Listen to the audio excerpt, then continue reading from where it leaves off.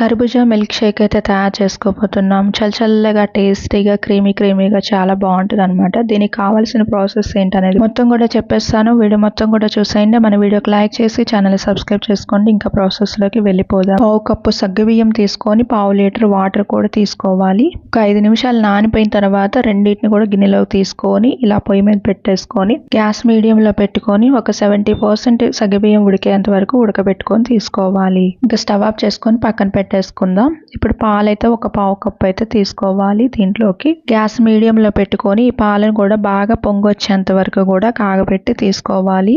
ఒకసారి ఇలా పొంగొచ్చిన తర్వాత సిమ్ లో పెట్టేసుకొని గ్యాస్ ఫ్రెష్ క్రీమ్ ఒక 1/2 కప్పు వరకు దీంట్లోకి తీసుకుంటే టేస్ట్ చాలా బాగుంటది. ఇలా బాగా కలిపేసుకుంటూ గంటెతోనే ఇలా 1 నిమిషం పాటు కాగబెట్టుకోవాలి. మళ్ళీ అలా కాగిన తర్వాత దీంట్లోకి స్వీట్ కోసం పంచదార తీసుకోవాలి. పంచదార 3 స్పూన్లు అయితే కరెక్ట్ గా సరిపోతుంది. అది కూడా మనం కర్బూజా తీసుకునే స్వీట్ ని బట్టి కూడా ఉంటది. కర్బూజా స్వీట్ లేదు అంటే 4 స్పూన్లు తీసుకోండి, మీకు కరెక్ట్ గా సరిపోతుంది. పంచదార అంతా కూడా దాంట్లో కరిగిపోయి మళ్ళీ ఒకసారి పాలు బాగా పొంగొచ్చిన తర్వాత దీంట్లోకి సగ్గుబియ్యాన్ని తీసుకోవాలి. సగ్గుబియ్యం వాటర్ మొత్తం కూడా దీంట్లో తీసుకున్న తర్వాత ఒక్కసారి బాగా కలిసేటట్టు కలుపుకుంటూ గ్యాస్ మీడియం లో పెట్టుకొని స్లోగా మళ్ళీ ఒక్కసారి పొంగు రానిచ్చుకోవాలి. అప్పుడు చాలా బాగా ఉడికిపోయి ఉంటాయి దాంట్లో సగ్గుబియ్యం కూడా. ఇంక ఈ స్టేజ్ లోనే స్టవ్ ఆఫ్ చేసేసుకొని పక్కన పెట్టేసుకోవాలి. నెక్స్ట్ ప్రాసెస్ చూద్దాం.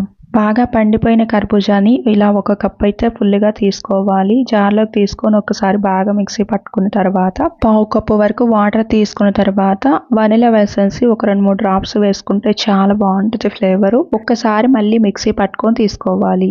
ఇందాక కాగబెట్టి తీసుకున్న పాలల్లోకి ఈ జ్యూస్ ని మొత్తాన్ని కూడా పోసేసుకోవాలి. ఇలా పోసేసుకొని ఒకసారి బాగా కలిసేటట్టు కలిపేసుకోవాలి. ఈ జ్యూస్ తాగేటప్పుడు చల్లగా అక్కడక్కడ తగులుతూ ఉంటే చాలా బాగుంటది. కాబట్టి టూటీ ఫ్రూటీ 1 స్పూన్ అయితే తీసుకోండి. అలానే కర్బూజా ముక్కలు కూడా 2-3 స్పూన్లు అయితే వేసేసుకున్న తర్వాత దీన్ని ఫ్రిడ్జ్ లో 2 అవర్స్ పాటు అయితే పెట్టుకొని తీసుకోవాలి. అలా 2 గంటలు ఫ్రిడ్జ్ లో పెట్టి తీసుకున్న తర్వాత గ్లాస్ లోకి సర్వ్ చేసేసుకుంటే చల్లగా టేస్టీగా ఫుల్ ఎనర్జీగా కర్బూజా మిల్క్ షేక్ అనేది రెడీ అయిపోతుంది. చాలా బాగుంటుంది అనమాట. దీంట్లోకి క్రీమ్ కూడా వేసాము కాబట్టి ఫైనల్ గా మీకు కావాలంటే టూటీ ఫ్రూటీ మళ్ళీ ఒకసారి పైన వేసుకొని గ్లాస్ లో అలా తాగిస్తే ఇంకా చాలా బాగుంటుంది టేస్ట్. మన ఛానల్ కూడా సబ్స్క్రైబ్ చేసుకొని ఛానల్ ఫాలో అవుతుండండి. ఇంకా కొత్తగా ఈ సమ్మర్ లో అయితే ఐస్ క్రీమ్స్ జ్యూస్లు వస్తూ ఉంటాయి.